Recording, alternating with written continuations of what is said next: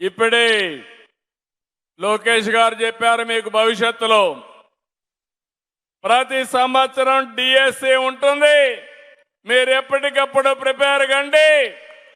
ఎన్ని వేకెన్సీలు వస్తే ఏ శాఖ అయినా కొంత నిర్లక్ష్యం చేస్తాం, కానీ విద్యాశాఖను మాత్రం నిర్లక్ష్యం చేయమని మరొక్కసారి మీ అందరికి హామీ ఇస్తున్నాం.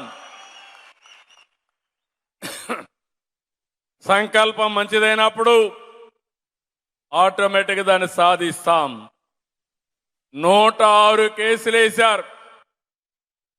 మన దగ్గర ఒక ప్రతిపక్షం ఉంది, చేతగాని పక్షం, మంచి చెయ్యలేరు, మంచి జరిగితే చూసి సహకరించలేరు. ఈ 106 కేసులు వేశారంటే ఈ కేసులు ప్రైవేట్ వాళ్ళు వేసిన కేసులు కాదు, రాజకీయ ప్రయోజనాల కోసం వేశారు.